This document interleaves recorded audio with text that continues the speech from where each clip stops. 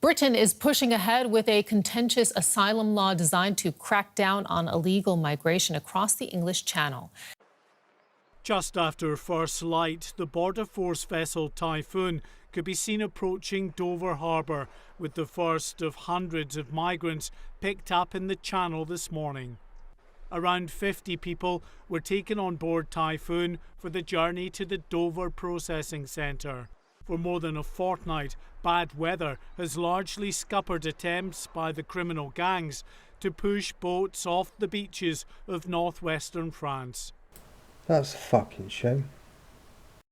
Rishi Sunak wants to stop the small migrant boat crossings and replace them with a big boat, or barge. In fact, since the 13th of November, just one small boat with 36 people on board has made it across the English Channel.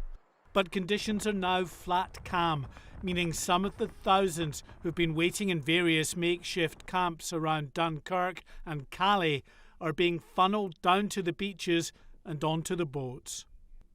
By French police. We're spending as a country £6 million a day housing illegal asylum seekers in hotels. That can't be right. I've committed to reducing that number, moving asylum seekers out of hotels, and that means we need to find alternative sites, and including barges. Barges? What kind of fucking barges? We're going to put these fucking barges. How much do these barges fucking cost? The Jurassic Coast, Chesil Beach, and now this picture postcard portion of Dorset is about to get another landmark sitting on its shores. Welcome to Bibby Stockholm. Bibby Stockholm offers a completely unique approach to accommodating your workforce. Note that these barges are designed for a workforce. Bear that in mind. Cheap labour, innit? That's what the fucking government's allowing them in for. The Home Office won't say exactly who is destined for its 3-storey floating barge, the Bibby Stockholm. It's a surprise that's currently top secret. May include a couple of terrorists. Currently in port in Genoa in Italy. It will be berthed in Portland Harbour, much to the opposition of Dorset Council, and house 500 asylum seekers Illegal asylum in what seekers. the government describes as basic accommodation. This 3-storey vessel will become home to around 500 adult male migrants. Illegal asylum moored seekers. at Portland Port while they wait for their asylum claims to be processed. No women, no children, no lifeboats. To stop them escaping and fucking off back to France. But the Dorset locals aren't happy about it. Look, what's your argument against this? Is this just NIMBYism? Are you a racist? No, my argument against it is Portland is an island with 14,000 people with one road on and one road off, and that's not a suitable place to put a large group of people on there in one go. It would be the same if it was 750 houses. Dorset Council just refused permission for an incinerator, partly based on the grounds of access to and from the island. Like the one we've brought forward today, we're bringing forward alternative sites, like indeed the barge that we've announced today, that will save us money and indeed reduce pressure on hotels, all part of our plan to stop the boats. Those barges, though, are, quote, completely inadequate to house vulnerable people, say the Refugee Council. In fact, criticism has come from all quarters, including his own Conservative politicians. Fuck them. Fuck Gary Lineker and the Archbishop too. The government says they are aware of the reticence of local communities and will work with them, including through financial support. We're gonna fucking bribe them. If you were to get a huge whopping great big sum of money from central government, make it all a bit easier, put that infrastructure in, what about them? Would that change your mind? Told you. Well, you know, they can't do the work of God and put another access route off and on Portland. And that's one of the issues. You know, central government can do a lot of things. They can't change nature. Yeah. And those fears are echoed by some locals. Patricia Holmes's home will stare out to the boat. Her issues aren't aesthetic, though. Well, I'm not really happy about it. Now, these refugees, Illegal asylum seekers, will be coming in. I presume that some of them are going to need hospitals, doctors, schooling, well, it's just going to affect us everything. As it is, if you get on a bus, they're really packed to go to Portland. And I presume they will go into it. They can get off the boat or the barge, whatever. It's just going to affect the local area completely. So you're not a fan of the boat. What is it about the boat that you've got a problem with? Well, I don't think you should put hundreds of people on a little boat like that. It's not fair, is it? It's not a boat, love. It's a fucking barge. They're trying to stop the boats, love. The barge is like their final solution. This boat will house 500, but almost 75,000 applications for asylum were made last year. The Bibby Stockholm will arrive in the coming months. The government's problems, though, will not end there. Well, we asked to speak to the Immigration Minister, Robert Jenrick, but the Home Office said he wasn't doing any interviews today. Fuck 'em. No comment. I'm joined now from Weymouth by Peter Roper, the town mayor of Portland, and here in the studio by immigration lawyer Jacqueline McKenzie. We're going to put people in a barge that's already been condemned by another country. What we seem to be very good at doing is picking up things that have failed elsewhere. Right, but this is being done in countries like the Netherlands. Well, it was done in the Netherlands. I mean, we had the pushback. We tried the pushback because that was trialled somewhere else. That didn't work. We have this now that hasn't worked. Give it a chance, love. They're not even on board yet. Or won't work because we know in the Netherlands it didn't. So, for instance, people died on those barges. There were reports of rapes and sexual assaults on them. The sort of thing that the locals are trying to avoid. There was concerns about what facilities people had access to and whether they could link with their faith groups or their community peers and so forth. There were real problems. And what the Dutch government did was to discontinue it. We're not Dutch, we're British. Right, but I mean, this is a boat with 222 bedrooms. Yes. How is that different to a hotel? Outside of the moon's atmosphere, hotels don't float. 222 bedrooms. Well, it's not. And I think the issue about the hotels and the cost of it is one that needs some further assessment. So, for instance, very close to where I live, there is one of those hotels. And that hotel normally charges £40 to £50 a night for people staying there, and it's usually European backpackers. All of a sudden, it's done a deal with the Home Office and it's charging £200 a night. So there's terrible inflation and terrible profiteering going on. To be fair, the hotels probably charge more because the risk is higher. These ain't European backpackers. Now, if the government was able to negotiate better deals or standard deals with these hotels, it wouldn't have this cost that it's got. But also, why are we not looking at things like the Ukrainian Homes for Refugees scheme?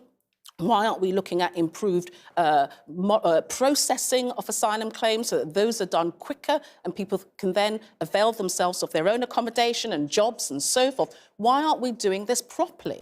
Why aren't we sending more motherfuckers back to France is my question. There are no Ukrainians on these boats. Let me bring in Peter Roper. What do you object to about this?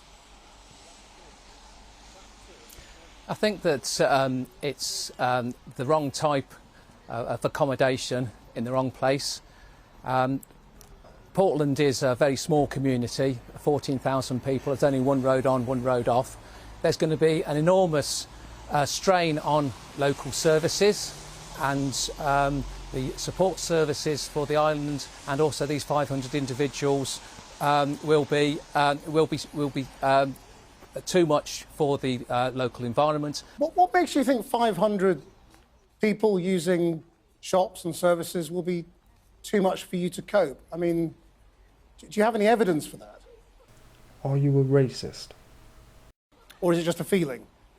Well, it's a feeling, and I think that that the local people that have just sort of commented have said that there is problems, on the strain on local services. But the thing is that our health services have been diminished greatly in the last 3 or 4 years.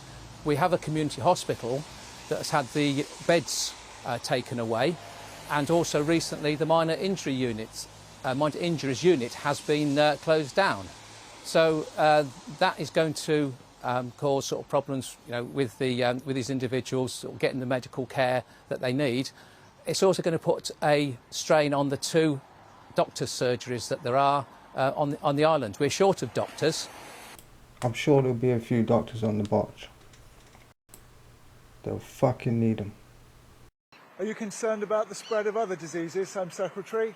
It is yet more pressure on the Home Secretary, already dealing with the consequences of dozens of migrants who were infected with diphtheria being farmed out to various hotels around the UK, even though they were highly infectious. It is a growing health crisis within a migrant crisis that shows no sign of slowing. Which is another reason why the hotels charge more. No one wants another pandemic, but it's not the only national security risk.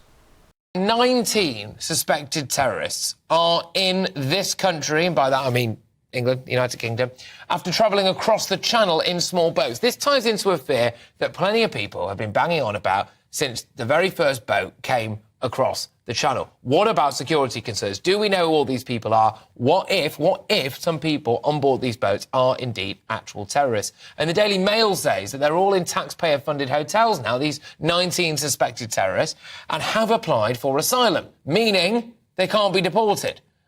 That's all we fucking need. More terrorists. Why can't these terrorists be fucking doctors, like fucking helpers fix the NHS and shit? It's not just the government talking tough on the asylum crisis. The man in the orange top from Sudan is the self-styled leader of this group of asylum seekers. They feel angry every day. Between them, they've all moved from 2 hotels in East London, where there were standoffs with the Home Office, refusing to leave before finally agreeing to be transferred to new accommodation an hour and a half away. It's well known that the London hotels are racist. They say they won't move to another hotel, let alone a barge. If you get asked to move again to another hotel, what will you say? No, I can't move. I can't move. I will make protest. All the people here, I invite them to make protest in front of hotel.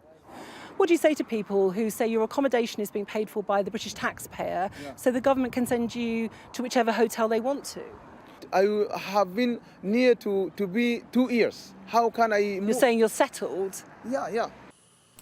I think the British taxpayer should make protest in front of the hotel as well. Just an idea. I would rather that that the money was sort of spent on sort of safe routes for asylum seekers into this country, and also that there was that the asylum claim process itself was speeded up in some way, so that we're not in the position that we are at the moment. Currently, £6 million a day is being spent on housing 51,000 asylum seekers in hundreds of hotels. This man from Sudan has been in 6 of them in 3 years. If the government tries to send you to a barge, what will be your reaction? No, I don't want to go. I don't want to go anymore. You say you don't want to go, but what will you do? I go homeless. By homeless, he means he'll disappear from the asylum system, living outside of society, something we're increasingly hearing from people who also say they're afraid of being sent to Rwanda. The proposed bill would deny migrants who reach Britain on small boats the right to claim asylum. London has also agreed to pay France more than €500 million to boost measures to stop migrants, including deploying extra border guards to France.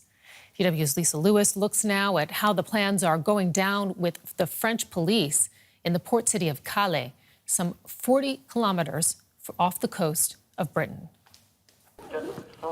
These officers have a clear mandate to prevent migrants from crossing the English Channel. Police patrol in groups of 6 to 10. They're concealing their faces for security reasons. Increasingly frustrated at the government's seeming inability to get a grip on the crisis, around 50 Conservative MPs have written to the Prime Minister, demanding he introduce emergency legislation to deal in particular with the number of Albanians arriving in small boats.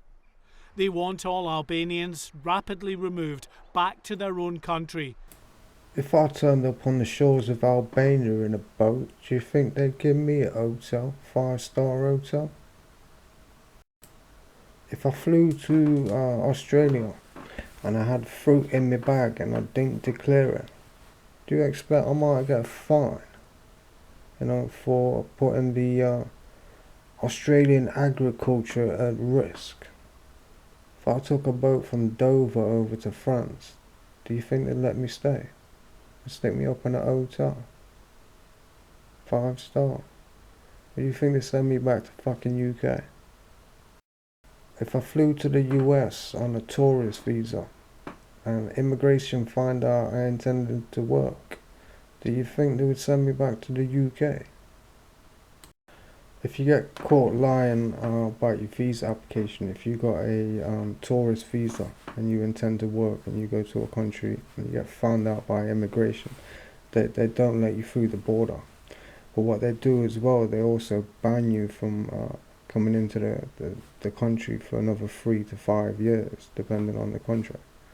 I think the same should happen there. If anybody steps foot in the water on the French side of the channel, they're already committing a criminal offence there. Landing on our border is an invasion, and it's definitely illegal migration from the point they step onto the boat, so they know it's illegal. I don't think there's any reason that those boats shouldn't be turned around, or those people shouldn't be sent back on our own boats. If we pay for boats to send them back to France, I've got no problem with that. I think the barge idea is just a novel idea, and the reason they're putting that in Portland are because of the national security risk. They think it's less likely to affect the rest of the UK if an outbreak of some major disease was to occur, or if a terrorist attack was to happen. All the way over in Portland, it's not going to affect the rest of the country. So that's one of the reasons they've stuck it over there. But this barge, you're going to have to lock people on this barge. They are not going to stay willingly. As you've seen from the earlier report, you know, I can see this barge being burnt down and people fucking drowning just by being on this barge. So it really is not a solution that's going to solve this problem. One solution I suggest is say the $500 million you give in France for no reason, and house the homeless people of this country, because if you can spend that much money on housing migrants in hotels, then you can solve the homeless problem over fucking night. I mean, don't you wish all these homeless people would just fuck off home? Right, but are you going to challenge this in any way? Is there any way for you to challenge it, or have you just got to suck it up? With good weather conditions throughout most of this week, authorities are braced for the possibility that thousands more could cross the channel in the days ahead. Illegal migration across the Channel to Britain soared last year, with a record 45,000 new arrivals, up from 17,000 the previous year. To curb that number, Britain will supply France with more money and extra British border police. London plans to deport migrants who do manage to reach British shores back to France. The Sunday Express leads with a promise from Prime Minister Rishi Sunak that he won't give in to pressure from the Archbishop of Canterbury and others, and will go ahead with a plan to house illegal migrants on barges while their asylum applications are processed. Came in illegally. They are here illegally. Now you have people that came in illegally, and they're called illegal immigrants, and they're here illegally. They're going to have to go, and they're going to have to come back in legally, and otherwise we don't have a country.